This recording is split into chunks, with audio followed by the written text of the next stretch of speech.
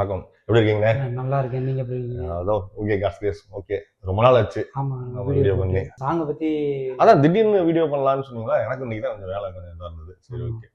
நம்ம ஏற்கனவே பேசியிருந்தோம் சிட்டுக்குருவி படத்தோட டுப்ரோ. ஆமா, நம்ம ஸ்டுடியோ படம். ஆமா. அது வந்து நாளைக்கு தான் ரிலீஸ் ஆகுது. ஃபர்ஸ்ட் சிங்கிள் நாளைக்கு வந்து ரிலீஸ் ஆகுது.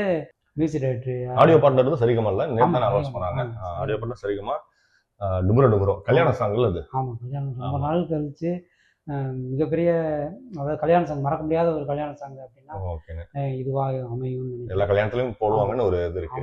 பெருசா எனக்கு தெரிஞ்ச கல்யாணம் தாண்டி இப்ப இந்த 6-10 மாதிரி இது டிஜேல கொஞ்சம் போடுவாங்கன்னு தெரியுது. நான் பாட்டு கேட்டப்ப இல்ல டுபோரோங்கிறதையே கேட்டோன்னே ஆட தோணுதா? சோ டிஜேல எல்லாம் போடுவாங்கன்னு ஒரு நம்பிக்கை இருக்கு. ஹூக் லைன் சூப்பரா பிடிச்சிருக்காப்ல.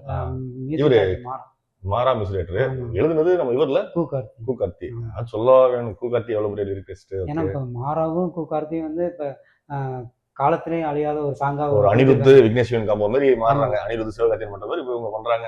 பாடுறது வந்து இவங்கல ரம்யா நம்பீசன். ஆமா, நமக்கு பிடிச்ச உங்களுக்கு பிடிச்ச இல்ல ரம்யா நம்பீசன் யாருதான் பிடிக்குது? உங்களுக்கு யாராதான் பிடிக்கல? டேரக்டருடைய டச்ன்னு ஒண்ணு இருக்குல்ல, அது வந்து இதுல பாத்தீங்களா இந்த ப்ரோமோல இசை தட்டில் அதை அழிச்சிட்டு இசை நெட்டில் போட்டாங்க. அதுவே ஒரு கவனிக்கப்படுற ஒரு இதுவா இருந்துச்சு. எல்லாரும் அவரு கொஞ்சம் யூனிக்கான ஆள் தானே. நம்மளால ஏதாவது வித்தியாசமா தான் யூஸ் பண்ணேன். அண்ணனுக்கும் வாழ்த்துக்கள் சொல்லிக்கிறோம்.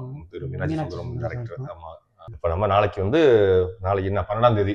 ஆமா, ஓகே. அந்த audio first single lyrical video Saregama வந்து ஃபர்ஸ்ட் லிரிக்கல் வீடியோ சிட்டுக்குருவி படத்துல இருந்து டுபோரோ.